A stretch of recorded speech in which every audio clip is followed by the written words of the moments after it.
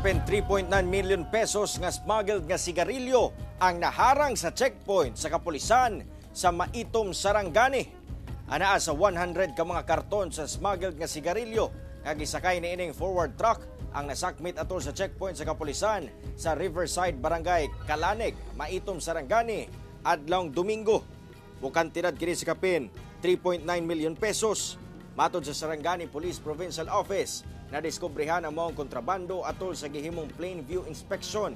Nasiplatan sa ilang mga pulis ang parte sa mga truck nga wala natabunan og trapal.